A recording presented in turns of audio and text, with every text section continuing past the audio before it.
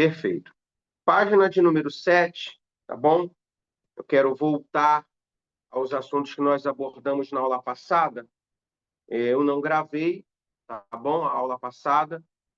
Então, eu vou voltar ao assunto, ao tema, né? A organização dos anjos, ok?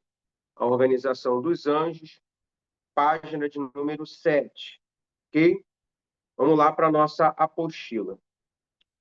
A organização dos anjos. A Bíblia nos ensina, inclusive, essa foi uma pergunta da Elaine, lá na nossa primeira aula, né? Diz assim: a Bíblia nos ensina que os anjos estão organizados da seguinte forma: arcanjos, querubins, serafins e os anjos de fato, tá? Então, existem 4 classes de seres angelicais, tá? A saber, arcanjos, querubins, serafins e os anjos. Isso é uma hierarquia? É, mas não uma hierarquia de quem é maior do que o outro ou melhor do que o outro, mas uma hierarquia de quem tem mais responsabilidades do que o outro.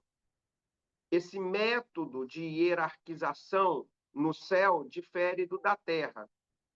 O modelo de hierarquia na Terra é o seguinte: eu sou pastor, mando na Elaine, que é missionária, que manda no Jonathan, que é diácono, que manda no Jefferson, que é obreiro. E o obreiro não manda em ninguém, né? Ele é igual à serpente do Éden. A culpa vai toda sobre o obreiro. Então, na Terra, esse modelo de hierarquia, o Jefferson deve respeito ao Jonathan, que deve respeito à Elaine, que deve respeito à minha pessoa. No céu, esse modelo de hierarquia é um pouco diferente. Então, o arcanjo não manda no querubim, que não manda no serafim, que não manda nos anjos, ok? Lá é o seguinte: o arcanjo tem mais responsabilidades do que um, o outro do que o outro, e assim por diante. Não existe esse modelo de que eu sou maior do que você, melhor do que você. No céu funciona aquele método, né? De a quem muito é dado, muito se é cobrado. Na Terra, esse modelo de hierarquia a mim foi dado muita coisa, então eu vou cobrar de quem está abaixo de mim nessa pirâmide. Então, por isso que na Terra, as pessoas estão constantemente em busca dos cargos que estão acima, porque no entendimento humano, ele deixa de ter uma menor responsabilidade e um maior poder de mandar e ver o outro obedecer. Então, funciona na Terra meio que um modelo de hierarquia militar, o que a Bíblia nunca nos ensinou. Tá? Se você for lá para o texto sagrado, Pedro era o cabeça da igreja, o líder da igreja. Quem escolhe Pedro como líder da igreja é o próprio Espírito Santo, ao visitá-lo mediante uma pergunta que Jesus faz acerca de quem ele era, e ele responde cheio do Espírito Santo, que Cristo era o Filho do Deus vivo. Então, a partir daquele momento, Jesus diz: tu és Pedro e pedra, né? Entrega ali a chave de Davi, etc. e tal. Vocês conhecem o texto. Então, quem escolhe Pedro como líder da igreja é o próprio Jesus, depois do Espírito visitá-lo.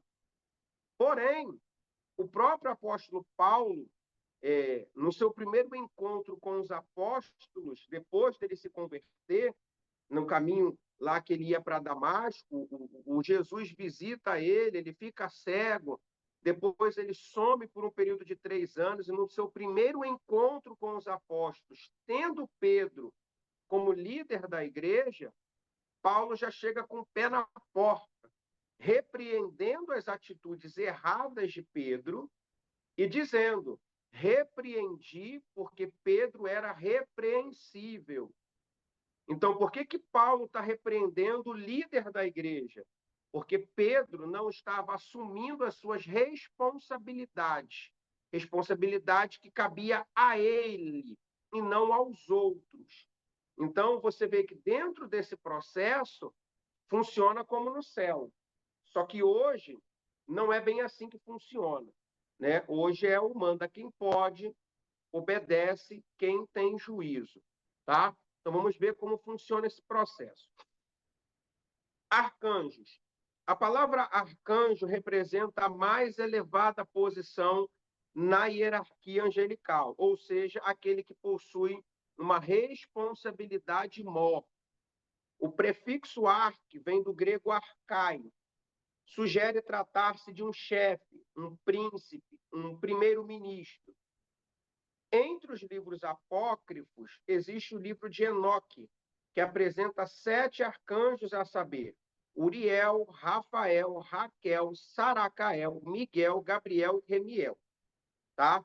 Vale a pena lembrar que esses arcanjos que são apresentados aqui na apostila, eles são citados nos livros apócrifos, tá bom? Lembrando que os livros apócrifos não são livros divinamente inspirados pelo Espírito Santo. Logo, não são aceitos pela Igreja Protestante como uma palavra vinda diretamente da boca e do coração de Deus, que não deve ser seguida como regra de fé e de prática.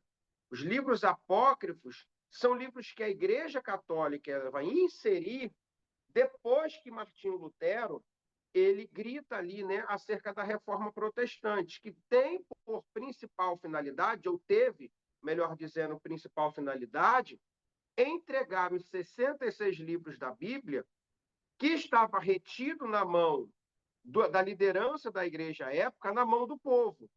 Como é que a Igreja Católica trabalhava pré-reforma? A Bíblia ficava somente sobre a mão da liderança. E a liderança da igreja dizia o que queria acerca da palavra. Quando Lutero faz a reforma protestante, ele pega a Bíblia e entrega na mão do povo. Ou seja, agora o conhecimento que estava na mão da liderança agora se encontra na mão do povo. A Igreja Católica, para não deixar barato e querer invalidar a ação de Martinho Lutero, o que a Igreja Católica faz? Lutero mentiu, não entregou a totalidade dos livros que representam a palavra de Deus. Faltaram os livros apócrifos. Então, a Igreja Católica ela vai inserir outros livros, inclusive o de Enoque, dentro da Bíblia, para dizer que Lutero era um mentiroso, mas que a ação da igreja é que, de fato, valia dentro daquele cenário. Tá? Se você pega uma Bíblia católica, por exemplo, como esta daqui, a Bíblia do Peregrino, ou a Bíblia de Jerusalém, tá? São Bíblias que, quando você estuda ali os 66 livros, elas se aproximam muito dos originais, principalmente do latim, tá? Que é a Bíblia que está sobre a posse de nossas mãos. A transliteração que nós possuímos, ela vem do latim para o português. Então, você vê uma Bíblia, uma narrativa muito próxima dos originais, tá? Principalmente do grego e do latim. Só que ela possui esses livros apócrifos. Livros apócrifos são escritos, feitos pela mão do homem, sem a inspiração de Deus. Tá? O livro bíblico que nós temos sobreposto em nossas mãos são os livros escritos por meio das mãos humanas, porém, tá? Inspirados pelo Espírito de Deus. Apócrifo, eu pego e escrevo de acordo com aquilo que eu acho. Tá? O livro canônico, que são os 66 livros da Bíblia, eu escrevo inspirado pelo Espírito Santo de Deus. Tá bom? Então, dentro da Bíblia católica, dentro do pensamento católico, dentro dos livros apócrifos, existem essa totalidade de arcanjo. Mas diz a apostila, mas o único nome desta lista que aparece nos livros canônicos da Bíblia que usamos é o do arcanjo Miguel, que significa quem é como Deus. Então, a pergunta a ser feita é a seguinte: quantos arcanjos existem de verdade? Quantos arcanjos eu posso afirmar que existem? Por quê? Tá mudo o seu som, ô Jefferson. Não está saindo nada aqui. Teu microfone está aberto, porém não sai som. De repente, seu celular aí tá baixo, alguma coisa do tipo.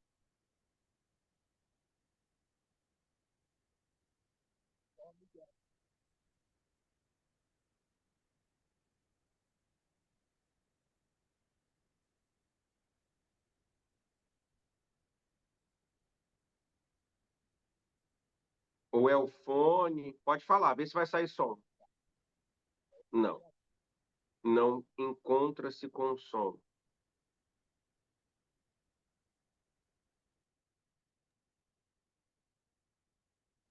Deve ser o fone, alguma coisa do tipo. Porque o seu microfone na minha tela tá aberto, só não tá saindo som. Não, não tá saindo som para mim. Nenhum som. Nenhum tipo de som. Alguém pode me dar um oi aí, só para saber se é problema só dele ou de todos? Eu também estou escutando o irmão, não. Olha lá, a Elaine está saindo som, provavelmente o Jonathan também vai estar saindo. Deve ser o teu fone, alguma coisa relacionada ao fone, o Bluetooth que não está, tá bom? Então, vamos lá. Quer falar, Jefferson? Pode falar, vê se vai sair som. Não, né? Beleza. Então, eu posso afirmar que só existe um arcanjo, que é Miguel. Ah, Leandro, e esses outros que são citados aqui? São citados no livro de Enoque, que é um livro apócrifo, não inspirado pelo Espírito Santo, ok? Então, biblicamente, eu só posso afirmar a existência de um arcanjo, que é o arcanjo Miguel, tá? O que eu posso, como teólogo, mediante a um diálogo, né, com outras pessoas, afirmar o seguinte: olha, biblicamente só existe um arcanjo. Porém, existem outros arcanjos de acordo com o livro de Enoque, que é um livro apócrifo seguido pela Igreja Católica. Tá? Dentro do protestantismo, que segue o livro canônico, nos 66 livros da Bíblia, só me apresenta um arcanjo, que é o Miguel. Ok? Sigamos aqui. Esse arcanjo se destaca como uma espécie de administrador e protetor dos interesses divinos em relação a Israel, de acordo com Daniel capítulo 12 e de acordo com Judas, versículo de número 9, tá? Lembrando que Judas, o livro de Judas, não possui capítulo, tá? Então, quando você for ler o livro de Judas, não é capítulo 1, versículo 9. É só o versículo que deve ser citado, por ele ser pequeno. O arcanjo Miguel é denominado príncipe dos filhos de Israel, porque é o guardião dessa nação. Na visão apocalíptica que João teve na ilha de Patmos, o arcanjo Miguel surgirá como grande comandante dos exércitos celestiais contra as milícias satânicas, representadas pelo dragão, símbolo de Satanás. Então, quem é Miguel? Miguel é o príncipe dos filhos de Israel, segundo a sua apostila, ele é o guardião da nação de Israel, tá? Dentro da visão que João teve na ilha de Patmos, vai ser Miguel que vai comandar os exércitos celestiais contra as milícias satânicas, tá? Que vai ser liderada pelo dragão, que é o símbolo de Satanás. Esse evento aqui nós chamamos de a Batalha do Amargedon, tá bom? No livro do Apocalipse. Então, quando Miguel vai surgir, ele vai surgir dentro da Batalha do Amargedon, que é uma batalha que vai acontecer depois dos 7 anos que nós denominamos no plano escatológico do período da grande tribulação, tá bom? E a guerra a batalha do Amargedon, que há de acontecer no término dos 7 anos da grande tribulação, é uma guerra que há de acontecer para poder livrar os judeus, tá bom? Que estarão a ponto de entregar os pontos por conta da opressão executada pela trindade satânica, a saber, a besta, o anticristo e o falso profeta, tá bom? Então, a batalha do Armagedon, ela serve para quê? Para salvar os judeus que estão sendo oprimidos no período da grande tribulação. E aí segue a fala. Por que que Miguel vai comandar a tropa para poder livrar os judeus? Porque essa é a missão de Miguel. Qual a missão de Miguel? Ser o guardião da nação de Israel. Por isso que no final dessa batalha, quem vai liderar vai ser Miguel, e não o próprio Cristo, ok? Porque quem vai estar responsável por livrar os judeus é aquele que tem por missão guardar os mesmos, tá? Então ele é que vai guerrear, ele que vai liderar, tá bom? Essa guerra no final da grande tribulação para poder livrar os judeus que estão oprimidos pela trindade satânica, ok? Sigamos. Na vinda pessoal do Senhor Jesus, na primeira fase de convocação dos gemidos do Senhor, a Escritura não dá nome ao arcanjo, mas declara que a voz do arcanjo será ouvida pelos mortos, os quais ressuscitarão primeiro e se levantarão de suas sepulturas para ir ao encontro do Senhor nos ares. Tá? O que é que... Abre aí 1 Tessalonicenses 4,16 para ficar um pouco mais claro essa explicação. 1 Tessalonicenses, capítulo 4, versículo 16.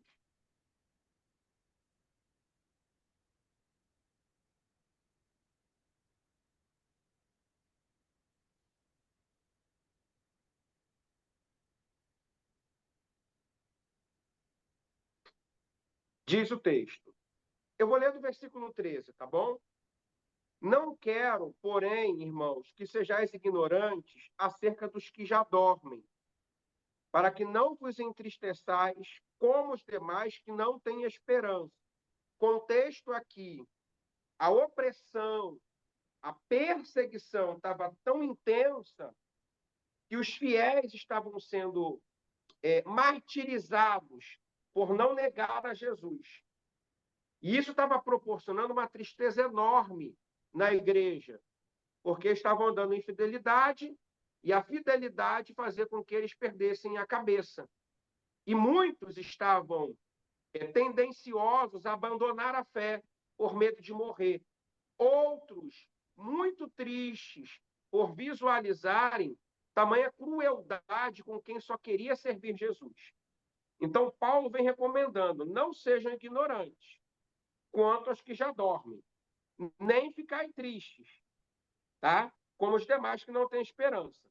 Por quê? Versículo 14. Porque cremos que Jesus morreu e ressuscitou. Assim também cremos que aos que dormem em Jesus, Deus os tornará a trazer com ele. Dizemos-vos isto pela palavra do Senhor. Olha o que Paulo está dizendo. Paulo está afirmando que quem morre com Jesus não morre, mas apenas dorme. E Deus, como fez com Jesus, fará conosco também.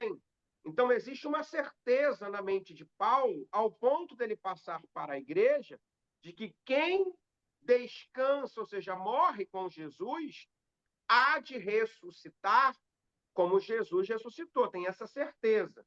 E por que é que Paulo fala isso? Paulo fala de acordo com a palavra.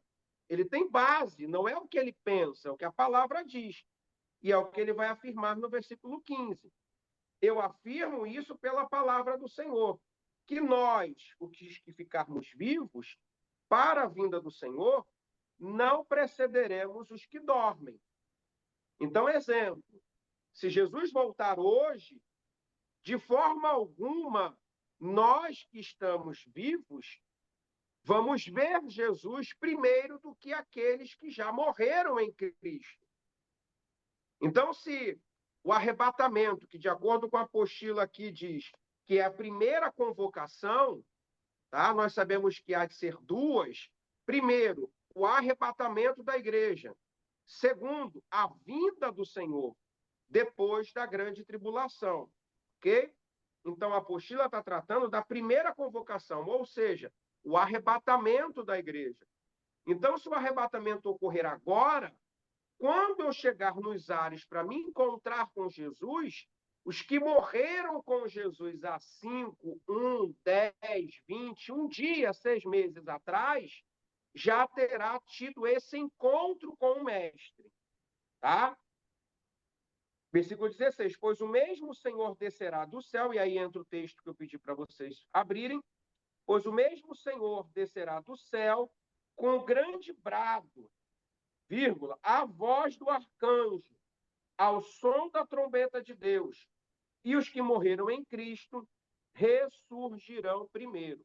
Olha como é que vai ser esse processo. O Senhor vai descer do céu com um grande brado. Quem vai dar esse brado? O arcanjo. A Bíblia afirma a existência de um só arcanjo. Quem é esse? Miguel. Tá? Então, Miguel vai dar o brado. Esse brado assemelha-se a uma trombeta, tá bom? E os que morreram com Cristo hão de ressuscitar primeiro. Esse é o cenário. As pessoas acham que vai soar uma trombeta. Ih, Jesus vai voltar. Não. Ele vai vir com grande brado. Quem vai dar esse brado? Miguel. Esse brado se assemelha ao quê? Ao som de uma trombeta. Quem vai ouvir o som dessa trombeta? Os vivos? Não, os mortos. O texto é claro aqui.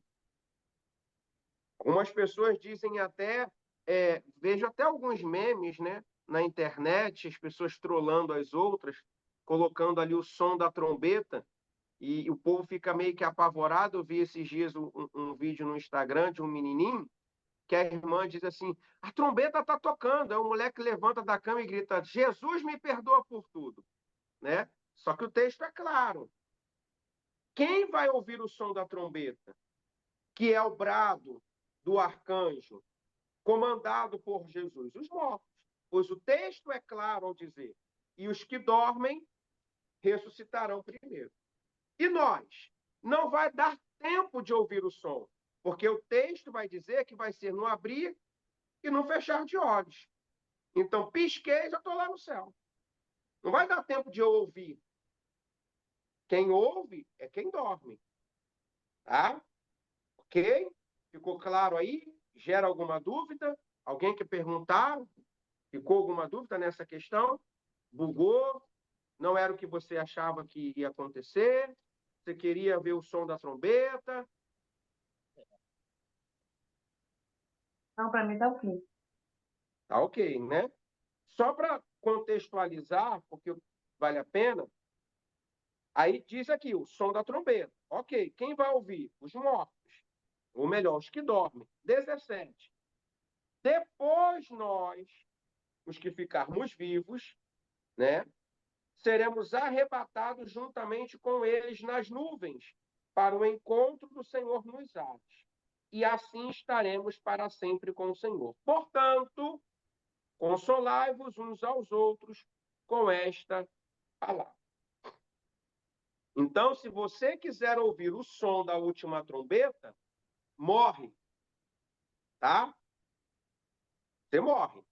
Pede para Jesus assim, Senhor, eu não quero ser arrebatado, eu quero ouvir o som da última trombeta. Aí Jesus vai entender o seguinte, tá bom, meu filho, tá bom, minha filha, então eu entendo que você quer morrer. Aí Jesus vai lá e te mata, aí você morre para ouvir o som da última trombeta. Você prefere o quê? Ser arrebatado ou ouvir o som da última trombeta? Repreendido, quero ser arrebatada. Você quer ser arrebatada, né? Exatamente, todos nós. Eu não faço questão de chegar depois, desde que eu chegue. Eu chegando, tá tudo certo, né? Chegando, tá tudo certo. Depois eu ouço a fofoca lá em cima, pô, o som é maneiraço. Falei, rapaz, legal, né? Desse Então, jeito. né? Falei, pô, lá legal, mas ser arrebatado também é maneiro, entendeu? Você toma um susto, você já está no céu, entendeu? Então, são duas experiências. Se eu chegar lá em cima, quem ouviu o som da trombeta quiser jogar na minha cara, eu ouvi o som da trombeta. A gente também vai ter alguma coisa para jogar na cara deles. E eu que fui arrebatado. Então, fica meio a meio, ninguém vai ficar menor do que ninguém. Se alguém quiser bulinar a gente lá em cima, a gente fala, mas eu não ouvi o som, mas eu fui arrebatado. Isso aí você não viu. Isso não aconteceu com você, né? Então, é dentro desse contexto. O arcanjo faz parte desse cenário, tá? Sigamos. Agora vamos para os querubins. Essa classe de anjos se destaca pela ligação que possuem com o trono de Deus, tá? Então, quem são os querubins? Querubins são aqueles que possuem uma ligação com o trono, ou seja, estão diretamente ligados com o altar, tá bom? Com o local onde Deus ou a glória, né, de Deus se encontra, tá bom? Enquanto os arcanjos pelejam, os querubins estão ligados com o altar. A palavra querubim, no original hebraico, é querub, que tem o sentido de guardar, cobrir. Eles aparecem pela primeira vez na Bíblia, lá em Gênesis capítulo de número 3, versículo 24, quando Deus coloca 2 querubins para guardar o caminho que conduz à árvore da vida, uma vez que o casal, no Éden, fez o uso do fruto erroneamente do conhecimento do bem e do mal. Tá bom? Então, o querubim está guardando o caminho da árvore da vida. Beleza? Então, a primeira menção a um querubim surge por conta do pecado do homem, gerado pela desobediência de comer um fruto que Deus havia proibido, e como a função de um querubim é guardar, como também cobrir, devido à queda do homem, houve a necessidade da presença de um querubim, tá? Então, o querubim, ele vai surgir primeiramente por conta da desobediência do homem. O que traz um querubim para o nosso cenário? O pecado. O pecado traz um querubim para a presença do homem. Então, todas as vezes que o homem peca, e quando eu falo homem, eu atrelo os dois sexos, tá bom? Todas as vezes que o homem peca e ele não pode ter contato com a graça não, com a glória de Deus, quem é que está guardando? Qual é a função do querubim? Resguardar a glória de Deus para que o homem em desobediência não tenha acesso a essa glória. Tá? Então, como é que o homem tem acesso à glória de Deus? Passando por cima de um querubim? Não, porque jamais acontecerá essa possibilidade, mas apenas se arrependendo. Bom? Então, enquanto o homem não se arrepende e não abre mão, não larga o pecado, a prática desse pecado, ele jamais consegue ter acesso à glória. Por quê? Porque entre o homem em pecado e o altar que representa a glória, existe um querubim que o guarda, que o protege, que zela pela glória de Deus. Tá bom? Eles aparecem, já dito aqui, no Jardim do Éden para guardar a entrada oriental, a fim de que o homem que havia pecado contra o seu Criador não tivesse mais acesso ao caminho da árvore da vida. Isso vale a pena ser fortalecido, porque o primeiro pecado que o homem comete não é contra o seu próximo. O primeiro pecado que o homem comete é contra Deus.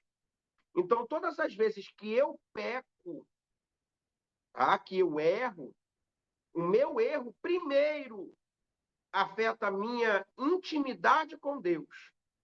Depois, a minha intimidade com o próximo. Tá? Então, quando eu peco, a primeira ação é dizer, pequei contra Deus. Tá? A primeira coisa que é afetada é a intimidade com Deus. A primeira coisa que é afetada é a comunhão com Deus. É por isso que a Bíblia diz que o que faz separação entre o homem e Deus é o pecado. Tá? Então, duas coisas acontecem quando o homem peca. Primeiro, o querubim surge para guardar a glória. Segundo passo, eu me afasto dessa presença. Tá? Qual é o ingresso para que eu possa me aproximar da glória? O arrependimento. Tá? O arrependimento gera aproximação e a ausência do guardião. Tá? O mundo espiritual, ele funciona dessa forma, dessa maneira. Tá? Jefferson quer falar, mas não consegue, né? Por causa do som aí, né? Vamos seguir. O que Pastor, aprendi? Oi, pode falar. uma pergunta. O senhor respondeu já a metade dela, porque quando a gente peca, a gente se afasta da glória de Deus.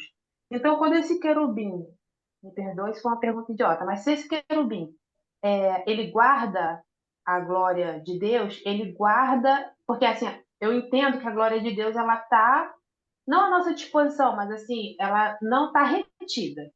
Ela é Então, se ele acessível, né? guarda isso. Então, se ele guarda do meu acesso em relação a Deus, né? Porque de Deus Exatamente. para mim, ela tá liberada. Sim, Ah, tá, entendi. exatamente. A de Deus para o homem é liberada. O meu acesso que não é mais liberado. Entendeu? É como se, por exemplo, eu chegasse, mal comparando, tá? Chegasse num cinema e o filme está rolando lá. Ele é acessível, só que eu não tenho o ingresso. Para ter o ingresso, para ter acesso ao filme, eu preciso pagar o ingresso. A mesma coisa é a glória. Para que eu possa ter acesso à glória, eu preciso pagar o preço. Qual o preço? Andar em fidelidade com a palavra de Deus. Porque andando em fidelidade com a palavra de Deus, eu sou coberto pelo sangue do Cordeiro, morto na cruz, que é o ingresso, para que eu possa ter acesso àquilo que já está liberado. Entende? Por isso a importância do arrependimento. Quando eu me arrependo, eu sou lavado pelo sangue do Cordeiro. E o sangue me dá livre acesso, novamente, à presença de Deus. Ok? Ficou claro, Elaine? Sim, obrigada. Tá? Por isso a importância do arrependimento. Pecar, vamos pecar. Agora, o arrepender-se é necessário. Exemplo, Davi, eu já disse isso várias vezes aqui com vocês, dos três primeiros reis de Israel, saber Saul, Davi e Salomão, Davi foi o que mais pecou. Porém, é conhecido como homem segundo o coração de Deus. Por quê? Porque Davi ele não era reincidente. Ele jamais pecava, voltava a pecar, né, no mesmo pecado. Ele jamais voltava a errar o mesmo erro. Você não vai ver na Bíblia Davi adulterando duas vezes. Você não vai ver Davi fazendo o que ele fez com Urias duas vezes. Então ele pecava e, de fato, ele se arrependia e largava, e não mais voltava a cometer o mesmo erro ou a mesma falha. Qual a diferença de Davi para minha pessoa? É que eu volto a pecar ou a tropeçar nas mesmas pedras que outrora tropecei. Então, se eu quiser ter um coração segundo o de Deus, eu preciso seguir o exemplo de Davi. Qual exemplo? De não voltar a pecar os mesmos pecados de sempre. E melhor, reconhecê-los. Volto a frisar aqui: o que leva o homem para o inferno não é o pecado que ele comete, mas é o arrependimento que ele não oferece. Tá? Então, é dessa maneira. Segundo parágrafo dos querubins. O que aprendemos dos querubins é que eles possuem uma elevada posição na corte celestial e estão diretamente ligados ao trono de Deus. E temos vários exemplos aí bíblicos que você pode fazer a leitura dele posteriormente. Em Ezequiel 10, os querubins aparecem cheios de olhos. e o trono de Deus está acima deles. A ligação com o trono de Deus nos ensina que eles são guardas ao acesso à presença do Altíssimo, ou seja, os olhos dos querubins, eles estão sobre a terra, tá? Leste, sul, né? Norte, sul, leste, oeste. Então, não há um canto sequer que não haja a vigilância para que aqueles que não andam na palavra venham ter acesso à glória. Tá bom? Então, os olhos dos querubins contemplam a terra. Pode parecer que não, mas neste exato momento, estamos sendo contemplados pelos olhos do querubim, do Senhor.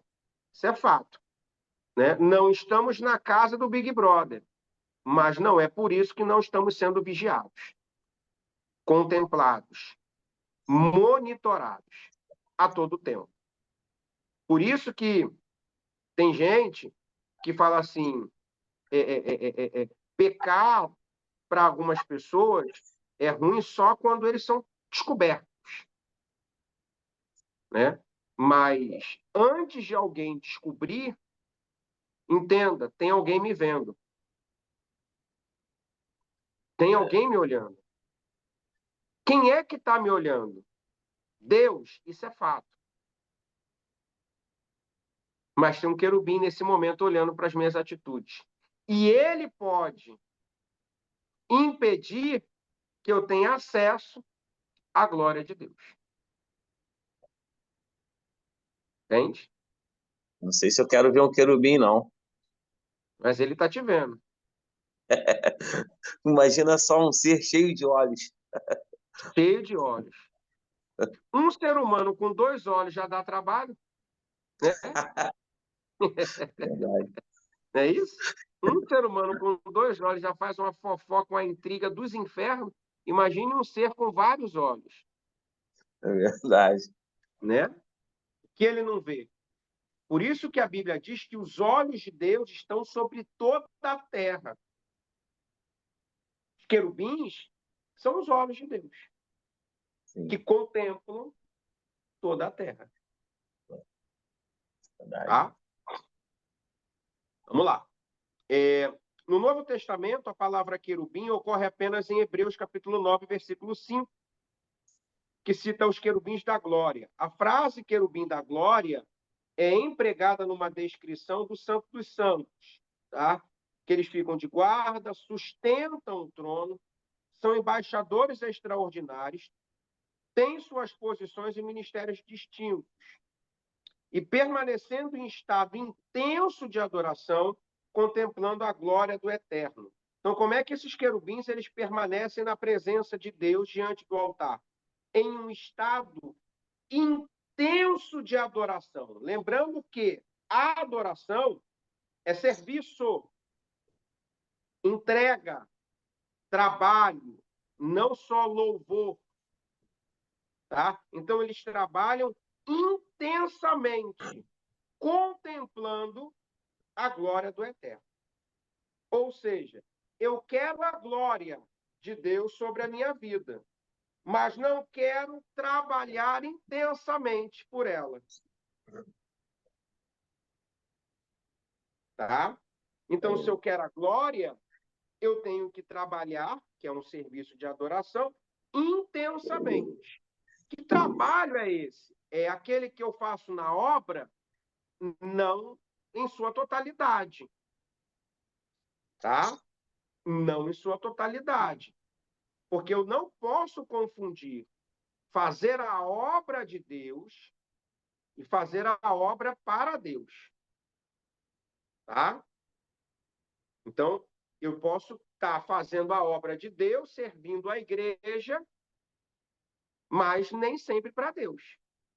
Posso estar fazendo para agradar o meu pastor, posso estar fazendo porque eu quero um título a mais do que aquele que eu possuo, posso estar fazendo para ganhar o tapinha nas costas, posso fazer por me enganar, né? Porque o ativismo, ele não é uma maneira correta de você entregar algo para Deus, tá? E Jesus, ele deixa claro isso, não por meio das suas palavras, mas por meio das suas ações. Por meio das suas ações. Então, se eu quiser fazer algo para Deus, eu tenho que usar os óculos de Jesus. Porque o que seria fazer em favor da obra de Deus? Fazer as coisas que eu tenho que realizar na igreja. Então, geralmente, eu vou dar prioridade para a igreja. Por exemplo, se eu saio daqui para ir para um culto, e no meio desse trajeto, de eu ir para a igreja, eu estou dirigindo, o carro da frente se acidenta, eu ligo a seta, né? Corto e vou embora. Afinal de contas, eu tenho que ir para a igreja fazer a obra de Deus. E a pessoa que se acidentou? Se acidentou na minha frente, o certo era o quê? Eu ligar a seta e ir para a igreja para fazer a obra de Deus, ou parar o carro e assistenciar essa pessoa para fazer a obra para Deus. Muita gente liga a seta e vai embora. Afinal de contas, e quando chega no culto, ela fala assim: o diabo quis me parar no meio do caminho, mas Deus me deu um livramento. Pode falar, Elaine. Desculpa, eu te cortei. Perdão. Não, tudo bem. Independente de quem seja, o bom samaritano, né, pastor? Exatamente. Esse texto é o bom samaritano. É o bom samaritano. Por que o levita e o sacerdote não param? Porque eles estavam fazendo a obra de Deus, ou seja, para o templo, e não para o seu próximo. Mas Sabe? aí o senhor, assim, o senhor falando isso me dá entendimento da sua primeira fala, em relação aos cargos na igreja. Eu até tenho uma certa preocupação de atender nesse sentido, porque a tendência, quanto mais você trabalha, é você ter notoriedade e as pessoas acharem que você tem competência para você ocupar um cargo maior. Não digo que isso é errado, não. Talvez é uma avaliação diferente da forma que eu me vejo. Mas quanto mais cargo você tem, no meu entendimento, mais responsabilidade você tem nesse sentido, não só com a obra. Mas, por exemplo, a oração, o cuidado abrange muito mais gente. Sim, exatamente. O leque abre, Exato. né, de responsabilidades. E a Elaine falou uma coisa, ela foi muito feliz na fala dela, porque você faz para ganhar notoriedade. Em outras palavras, você ganha moral, né? Ela está Sim, sempre aqui. Ela não falta um culto. Ela está sempre servindo a obra. Mas será que está servindo a Deus? exato.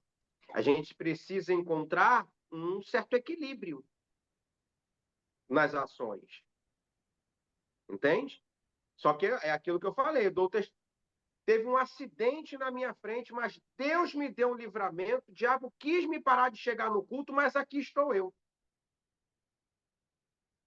Aí alguém se levanta. Mas e a pessoa que se acidentou? Você parou para dar uma assistência? Será que aquela pessoa morreu? Ah, eu não sei. Eu sei que nada vai me parar. Eu tenho que chegar na casa de Deus. Isso é perigoso, gente. Estava A meditando num gente, texto, na verdade. Pode falar, Elaine. desculpa, Nada?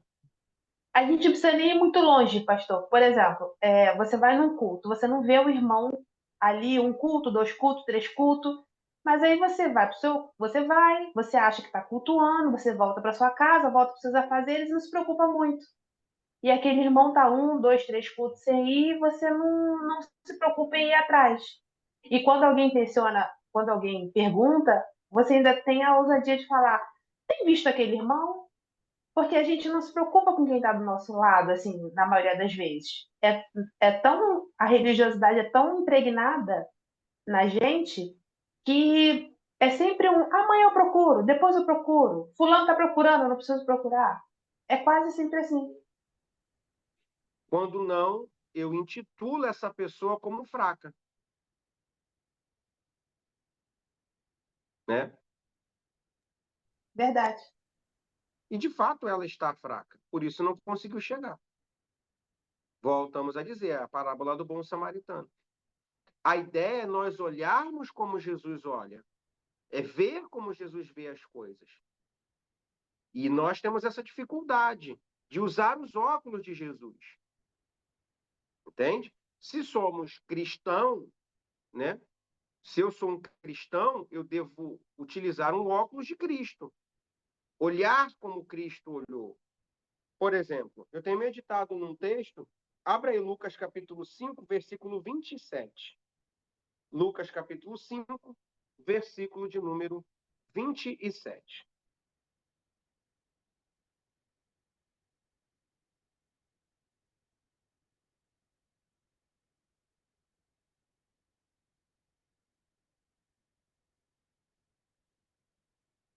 Vou ler aqui, tá bom? Depois disso, Jesus saiu e viu um cobrador de impostos. Quem Jesus viu? Um cobrador de impostos chamado Levi, assentado na coletoria, e disse-lhe: segue-me. Ele, deixando tudo, levantou-se e o seguiu. Fez Levi um grande banquete em sua casa, e havia ali uma multidão de cobradores de impostos e outros que estavam com eles à mesa. Os fariseus e seus escribas murmuravam contra os discípulos de Jesus, dizendo: por que comeis e bebeis com cobradores de impostos e pecadores? Respondeu-lhe Jesus: não necessitam de médicos os sãos, e sim os enfermos. Pois não vim chamar justos, mas sim pecadores ao arrependimento. Olha que texto maravilhoso que se encaixa perfeitamente nesse diálogo aqui. O cenário, ele é o mesmo. Qual é o cenário aqui? O cenário é um grande banquete. Certo? Esse é o cenário. Só que diante desse cenário, existem três grupos. Tá? Quais são os três grupos? O grupo de Levi, o grupo dos fariseus e o grupo liderado por Jesus. Então, é um cenário e três modelos de enxergar as coisas diferentes. Como é que Levi está enxergando esse cenário? Preparei um banquete e Jesus vai vir para esse banquete pela qualidade do alimento que está sobre a mesa. Correto? Visão dos fariseus acerca desse cenário. Só tem pecador sentado à mesa. E Jesus foi comprado pela qualidade do que está à mesa. Visão de Jesus desse mesmo cenário. Estão doentes e precisam de cura. Interpretação desse texto aqui é Jesus dizendo: eu não vim para o cenário por conta da qualidade do alimento na mesa. Porém, também não vou me negar a me assentar na mesa por conta do pecado dos participantes. Porque eu não vim para comer a comida. Também não vim para poder apontar os pecadores. Eu vim para poder entregar o que esse povo precisa. O que é que esse povo precisa? Precisa de cura. Porque eu não vim chamar pessoas curadas. Eu vim sarar pessoas doentes. Então, olha como é que é você enxergar com os olhos de Jesus. Tem muita gente que se diz crente, mas que se vende por conta do banquete que lhe é servido. De acordo com a qualidade do alimento na mesa, de acordo com o dinheiro oferecido, a pessoa vai. Ela não vai porque quer ter um encontro com pessoas. Ela vai porque quer desfrutar do banquete que essas pessoas estão oferecendo. Segundo grupo, tem pessoas que não vão participar do banquete. Por quê? Porque nesse banquete tem pecador.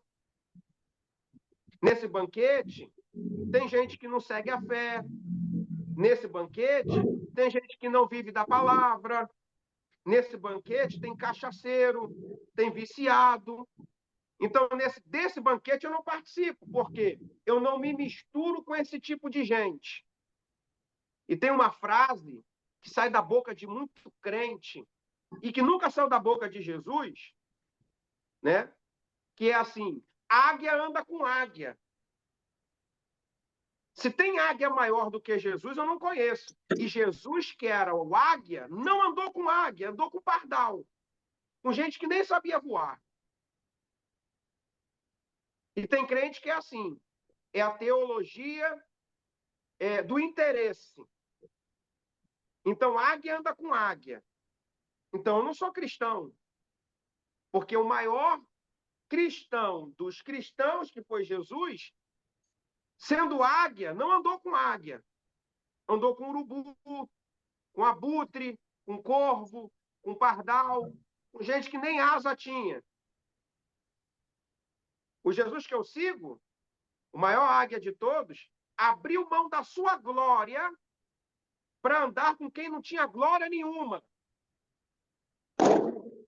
O maior águia de todos desceu à terra para dizer: águia faz com que quem não é águia consiga voar como águia. Só que tem uma pá de crente interesseiro que se vende pelo banquete à mesa. Tem outra pá de crente que nem à mesa se assenta porque se acha melhor do que os outros. Mas tem aquele crente, que não foi porque estão dando alguma coisa, mas foi porque tem algo para oferecer. Oferecer uma palavra que gera cura, que gera arrependimento, que automaticamente gera salvação. Entende? É olhar com os olhos de Cristo. Só que vivemos numa sociedade tão capitalista, e eu não sou comunista, não me entenda mal, mas tão capitalista, ou melhor, vou mudar a minha fala. Vivemos em uma sociedade religiosa, cristã, né, formada por gente triunfalista, que atrela dinheiro à prosperidade, ao ponto de dizer: águia anda com águia. Pastor? Quem não é águia vai morrer no poço. Vai ficar esperando o anjo descer e movimentar as águas.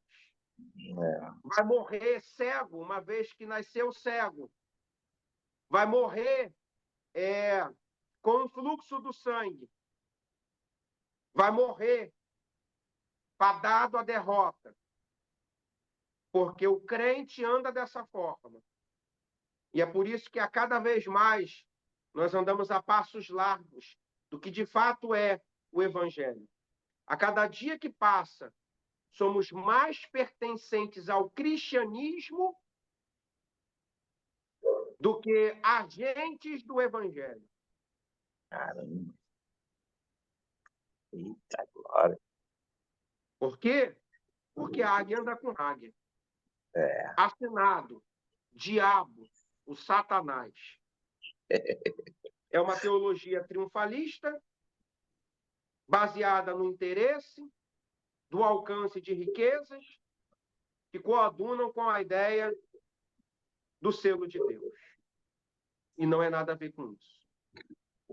Ou seja, se a Elaine é águia, eu vou colar com ela não porque eu gosto dela, mas porque eu tenho interesse no que ela tem, ou no interesse no onde ela pode me levar.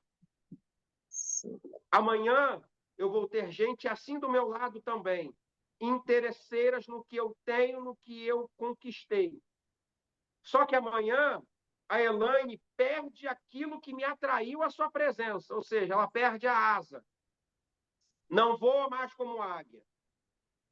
Automaticamente eu deixo ela. Afinal de contas, eu só me aproximei da Elaine porque ela é águia. Não porque ela é um pardal.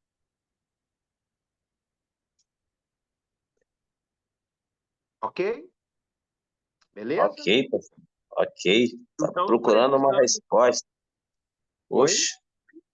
Estava procurando uma resposta sobre uma situação que aconteceu comigo, Senhor. Deus já me deu a resposta através do Senhor. Amém. Isso aí. Amém. Verdade, irmão. Eu recebo essa palavra como uma correção, mas foi Eu muito bom. também. Poxa, Precisamos mudar um pouco esse cenário, amém. Pô, tá? tem que pedir perdão para muitas pessoas aqui. Amém. Jesus, Amém. ele não foi pelo banquete, não deixou de ir por conta do pecado, mas foi para oferecer aquilo que ninguém ali podia dar, uma palavra que gerava arrependimento. Beleza? Beleza. Vamos lá. Pô, valeu a aula. Serafins. Diz assim, o vocábulo serafim deriva do hebraico seraf, né?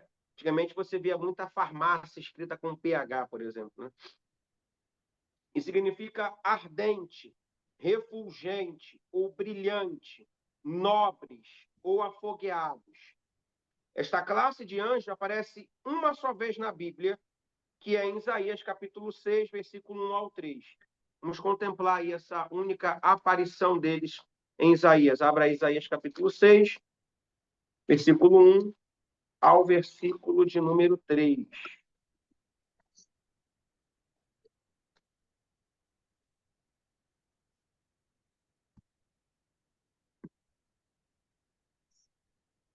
Estou nela. Isaías 6, do 1 Ao ao 3. 3.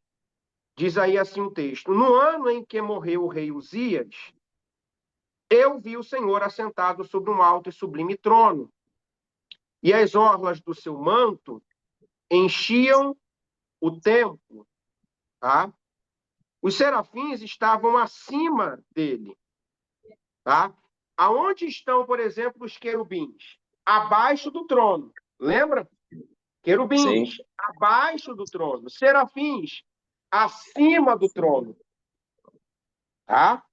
A visão. Os serafins estavam acima dele. Cada um tinha 6 asas. Com 2 cobriam os seus rostos, com 2 cobriam os seus pés, com 2 voavam.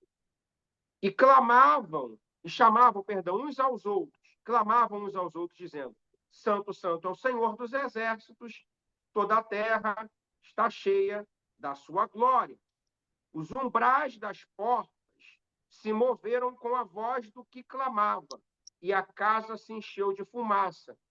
Então disse eu: Ai de mim, que vou perecendo, porque eu sou um homem de lábios impuros e habito no meio de um povo de impuros lábios.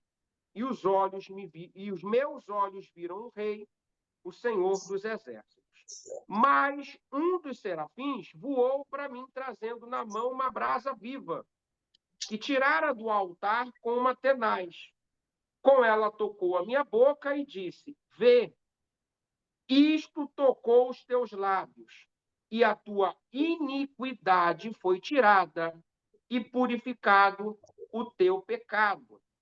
Depois disso, ouvi a voz do Senhor que dizia: A quem enviarei? E quem há de ir por nós? Então eu disse: Eis-me aqui, envia-me a mim. Função de um serafim: purificar lábios impuros.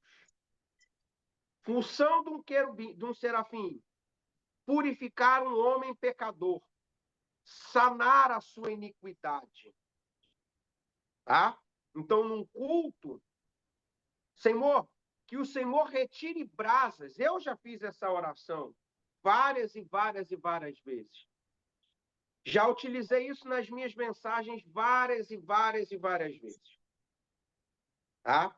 Qual fala? Senhor, que o Senhor tire uma brasa viva do teu altar e toque na tua igreja, nos nossos lábios. Com qual finalidade eu fazer essa oração? Sei lá, para trazer fogo, poder, glória. Mas a finalidade da brasa retirada do altar foi para limpar a boca de Isaías, que diz que ele era um homem de impuros lábios que habitava no meio de um povo de lábios impuros. O texto é claro. O serafim pega a brasa que tira do altar para sanar a iniquidade que estava sobre Isaías. Ou seja, se eu quiser brasa do altar, é para purificar o meu pecado, não para que eu possa rodar, pular e sapatear no poder. Perfeito? Perfeito. Ok? Deixa eu só procurar um texto aqui. Vale a pena. Deixa eu ver se é esse daqui.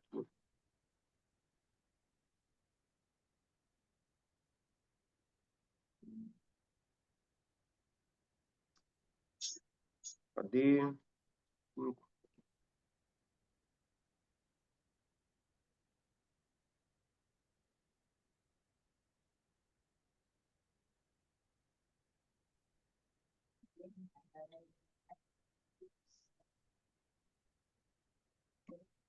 Peraí, mano.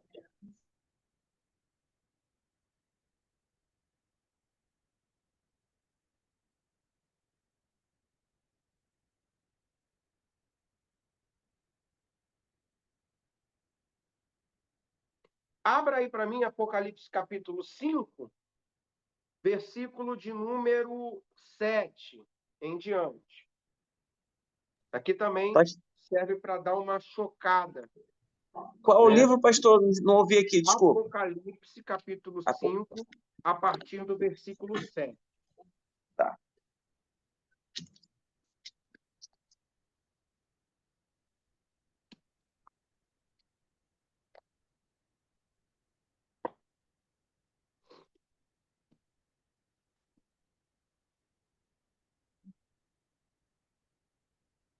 Diz assim: e veio e tomou o livro da mão direita do que estava sentado no trono. Logo que tomou o livro, os 4 seres viventes, lembrando que o tema ali, né, é o livro selado e o cordeiro, tá? Logo que tomou o livro, os 4 seres viventes e os 24 anciãos prostaram-se diante do cordeiro, tendo todos eles uma harpa e taças de ouro cheias de incenso, que são as orações dos santos. O que aconteceu quando o cordeiro pegou o livro? Os seres viventes, tá? E os 24 anciãos se prostram. Versículo 9. E cantavam um novo cântico, dizendo: qual era o cântico que os 24 anciãos e os 4 seres viventes cantavam? Digno és de tomar o livro e de abrir os seus selos, porque foste morto e com teu sangue compraste para Deus homens de toda a tribo, língua, povo e nação. Cara, isso é lindo, isso. Isso mexe com a nossa postura. Sabe por quê? Porque é que os 4 seres viventes, reparem na minha pergunta, por que é que os 4 seres viventes e os 24 anciãos se prostram e cantam a Deus, adoram ao Cordeiro? Qual é o motivo que fez, o que faz com que os 24 anciãos e os 4 seres viventes cantem louvores a Jesus? Qual é o motivo? Porque encontraram alguém que pudesse abrir os selos? É isso? Porque tinha alguém que pode... Não. Isso fez com que eles se prostrassem. Que eles se prostrassem, né? Então... Lê o versículo 9. Fala, Elaine. Ele está se referindo à crucificação? Não. Leia o versículo 9.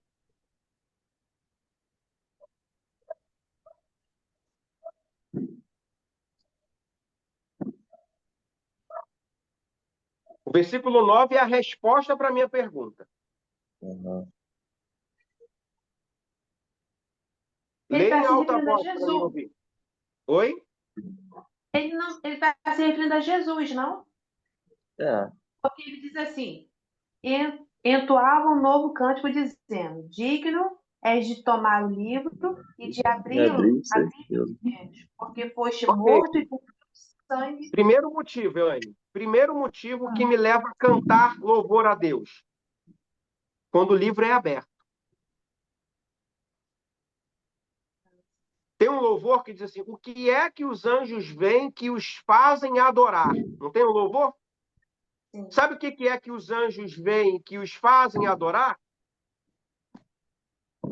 Abrir o livro. Abriu o livro. Então, porque encontrou alguém, pastor, que era digno de Mas abrir o não livro, que para é por Jesus. aí. Não é abrir o selo, é abrir o Não é livro. abrir o selo. Não. Tá? O que é que faz os anjos adorar? Primeiro motivo que fazem os anjos adorar. O que é que os anjos veem que os fazem se prostrar? O que é que os anjos têm que os fazem cantar santo? Não é esse o louvor? É isso daqui. O que é que os anjos veem que os fazem se prostrar? O que é que os anjos veem que os fazem adorar é quando abre o livro. Só que no momento de culto, quando se abre o livro, eu pego o celular,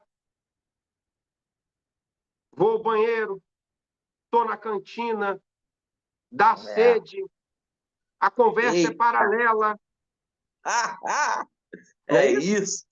É isso. Mas o texto É diz que isso. no céu, o que faz os anjos se prostrar e o adorar é o simples fato do cordeiro abrir o livro. Por que quando se abre o livro para pregar a palavra na igreja, ninguém adora? Não precisa nem ler. O pregador abriu o livro, já deve dar um brado de glória a Deus lá no alto. Já dá uma rajada de língua estranha. Já dá um aleluia bem alto. Já diz: Santo és o Cordeiro. Porque ele é digno de abrir o livro. Está aqui. É isso que faz os anjos se prostrar. Se os anjos se prostram quando vê o livro aberto, por que eu não vou me prostrar? Deixa eu te fazer uma pergunta. Essa palavra muda o estado dos anjos? Não, mas muda o meu. Se muda o meu, por que eu não me prostro? Porque não vai mudar dos anjos. E não mudando a vida, o estado deles, faz eles se prostrar, por que não faz eu me prostrar? E aí segue o segundo motivo da adoração. Digno és de tomar o livro e de abrir os selos, porque foste morto e com teu sangue compraste para Deus homens de todas as tribos, língua, povo e nação. Sabe o que faz os 24 anciãos cantar louvor? Sabe o que faz os 4 seres viventes adorar o Senhor? O fato de Jesus ter morrido na cruz e, por meio da sua morte, ter ganhado, comprado homens para Deus de todas as línguas, de todos os povos, de todas as tribos e de todas as nações. O que deve me fazer louvar a Deus? O simples fato desse cara ter morrido na cruz, ter derramado o seu sangue para me comprar e me entregar para Deus. Não é porque eu ganhei uma casa, um carro, uma roupa, uma viagem, um emprego. Não! Isso não é motivação para que eu possa louvar a Deus, porque não é essa motivação que faz com que 24 anciãos e 4 seres viventes se prostrem para louvar o Senhor. Detalhe: o que Jesus faz no madeiro não salvou os 24 anciãos e nem os 4 seres viventes. Me salvou. Então, nesse exato momento, tem 24 anciãos, 4 seres viventes, louvando ao Senhor pelo fato dele ter feito algo não por eles, mas por ter feito algo por mim. Então, se tem alguém adorando porque alguém fez algo por mim, por que eu não faço isso, uma vez que eu fui aquele que recebeu de fato o que Jesus fez? Amém. Entende? Segue o texto. Para o nosso Deus os fizeste, reino e sacerdote, e eles reinarão sobre a terra.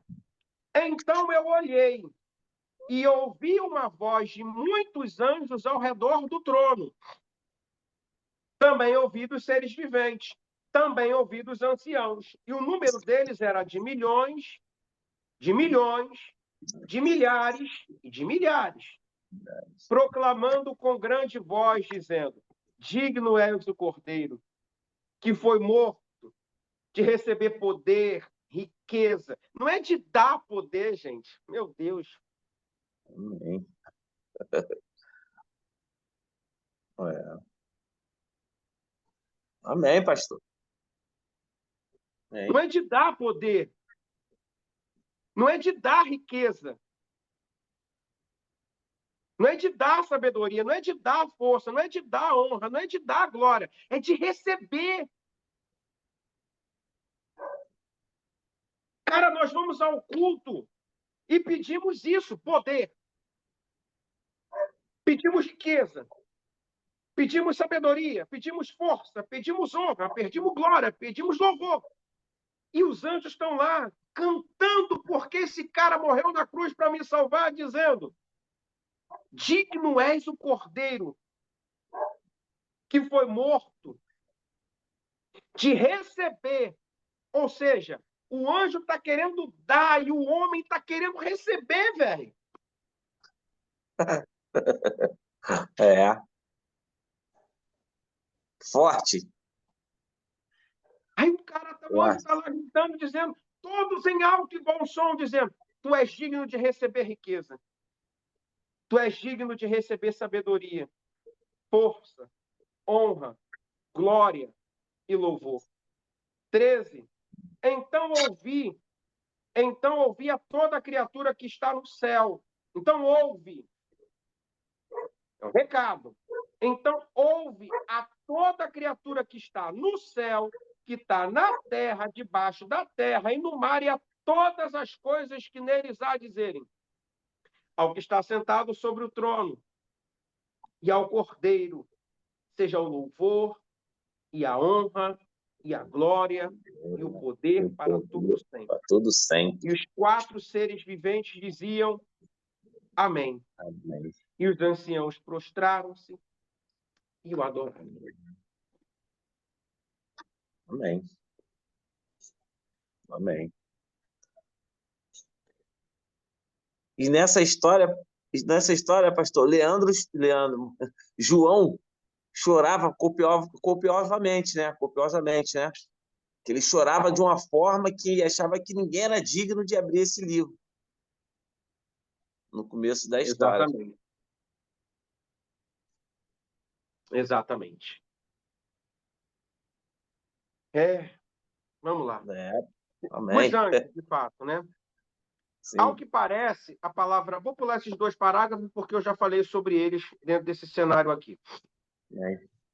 Aos anjos. Ao que parece, a palavra anjo determina um termo geral relativo aos seres celestiais. Entretanto, além desse termo geral, percebemos uma categoria chamada anjos, que em sua forma difere de outras categorias, como a dos serafins e a dos querubins, tá? O único anjo mencionado pelo nome é o de Gabriel, onde na visão de Daniel ele aparece voando rapidamente, mas não possui asa, tá? Geralmente eles aparecem em forma humana, podendo até mesmo ser confundido com os homens, como foi lá no caso da visitação na tenda de Abraão e também na tenda de Ló, tá? O que difere o anjo do querubim, do serafim, do arcanjo? Querubim, serafim e arcanjo, eles não tomam forma humana, tá? E os anjos já podem tomar forma humana. Os anjos, de fato, são mensageiros de Deus. Eles transmitem uma mensagem, né? Eles carregam uma mensagem, tá? Então, essa é a função desses anjos. Tá ok? Perfeito? Perfeito. Beleza? Então, pessoal, na segunda-feira que vem eu concluo essa disciplina com vocês ao vivo, tá bom? E com a conclusão, eu dou a avaliação. Beleza? Dúvidas aí, pessoal? Ficou alguma dúvida que vocês querem esclarecer? Perfeito, pastor, perfeito. Perfeito. Glória a Deus. Amém. Elaine? Não, para mim não, tá tranquilo. Tranquilo, né? Então, vamos orar para nós terminarmos nossa aula. Senhor Deus e Pai, em nome de Jesus, nessa noite nós queremos render graças ao teu santo nome, pela fidelidade do Senhor em relação às nossas vidas. Obrigado por esse tempo valioso que passamos aqui na tua presença, estudando a tua palavra, debruçando, Senhor, sobre as Sagradas Escrituras. Senhor, nos ensina a viver de acordo com o que diz a sua palavra, para que as nossas ações, de fato, transmitam algo que seja receptível aos teus olhos e às tuas narinas também, Senhor. Nos cobre com o seu poder e nos dê, Senhor Deus, a oportunidade de, a cada dia, lhe dar a devida glória e a devida honra, que é o que, de fato, o Senhor merece. Nos dê uma noite de sono abençoada, um sono reparador, uma terça-feira, Senhor Deus, mega abençoada, e que o seu nome continue sendo glorificado nessa terça-feira, que há de se iniciar daqui a algumas horas, assim como foi nessa segunda, que daqui a algumas horas também há de se findar. Assim eu oro, também entregando, Senhor Deus, a vida da Amanda nas suas mãos, que teve a perda aí no seu seio familiar, que o Senhor possa trazer o consolo, o conforto necessário para sua filha nesse momento de dor e de tristeza. Assim, Senhor Deus, eu oro, agradecido sou, Senhor, por tudo, no nome de Jesus. Amém e graças a Amém. Deus.